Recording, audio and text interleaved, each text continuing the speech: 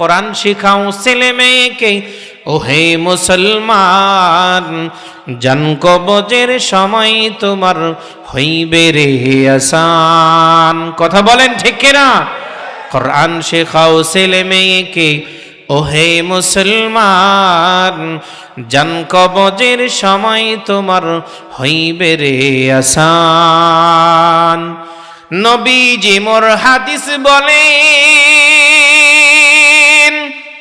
একটি ছেলে আলেম হলে পড়বে কোরআন মৃত্যুকালে, ভেগে যাবে মরদুদ শয়তান থাকবে রে ঈমান। কোরআন শেখাও ছেলে মেয়েকে, ওহে মুসলমান জান কবজের সময় তোমার হইবে রে আসান। এলাকার মুসলমান বুদ্ধিমান মুসলমান ভাইরা রে আমার, আপনাদের বিবেকের সামনে আমার প্রশ্ন, ডাক্তার যদি কিয়ামত পর্যন্ত বসে বসে তার ডাক্তারি পড়াশোনা বাবারে শোনায়, একটা সওয়াব হবে বলেন?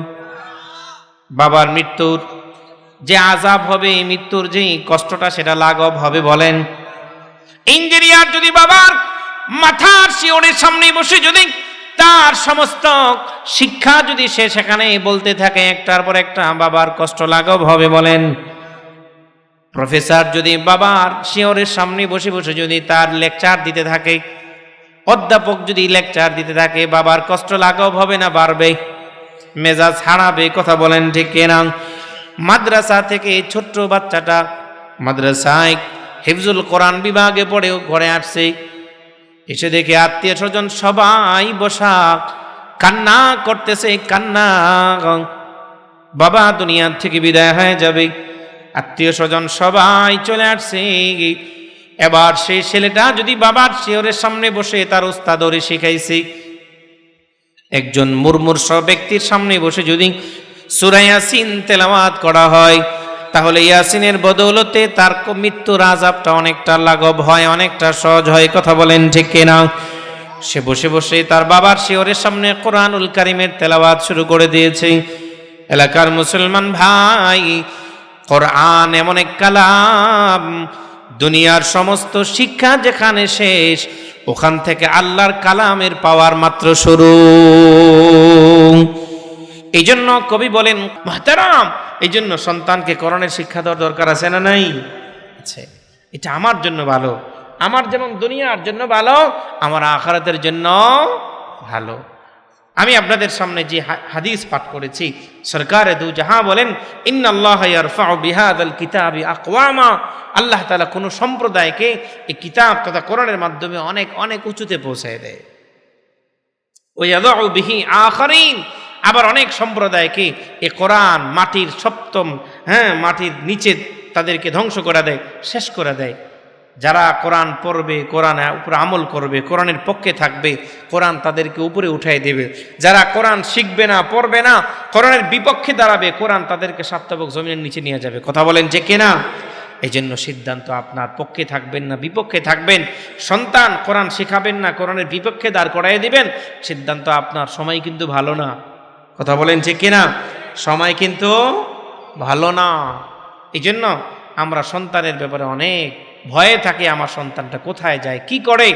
আমি আজকে প্রথম দিন খুব লম্বা রাত্র নিব না, যে কথাটাই আপনাদের সামনে আমার বলার মূল মাকসাদ, আপনি দুইটার মাঝখানে ব্যবধান কি একটু দেখেন, যাচাই বাছাই করেন।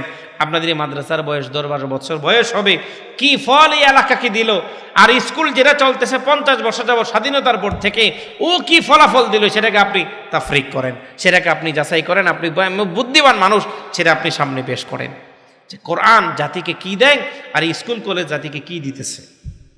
তারাম, এই জন্য আমার সর্বশেষ কথা হলো, এই মাদ্রাসার পক্ষে আমরা থাকবো তো ইনশাআল্লাহ।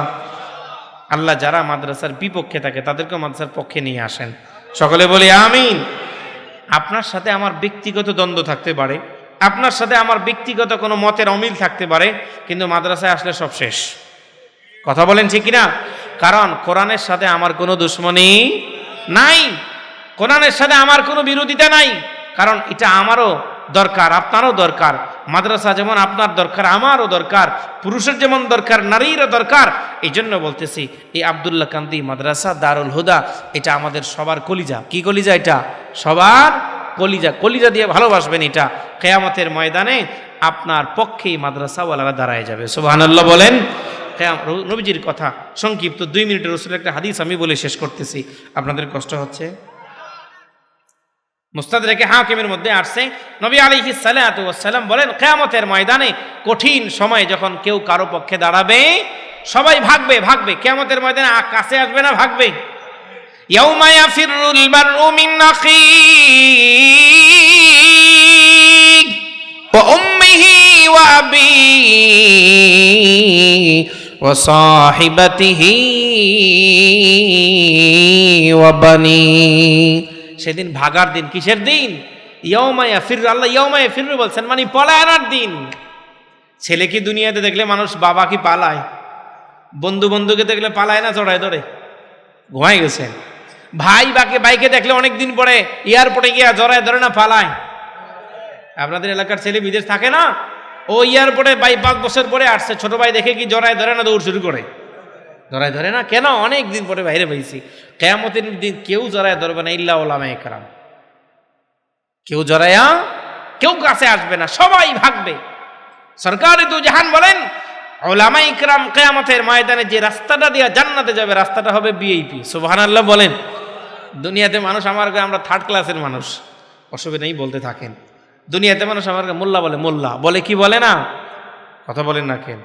মৌলবি মৌলবি বলে। এটা কি শব্দ ভালো না কটাক্ষ করে বলে? হুজুরের পেট ওসা, হুজুর দাওয়াত আজকে কয়টা খাইছেন? কথা বলেন না কেন? হুজুর আস্তে আস্তে। আর হুজুর কি খবর, আজকে খাবার কেউ দেয় নাই? কয় নাম্বার ছাগল? কথা বলেন ঠিক কিনা? হুজুর চেহারা একটু সুখ না, কি খবর হুজুর, বেতন টেতন পান নাই নাকি? এরকম কমেন্টস করে কি করে না? হায় হায়।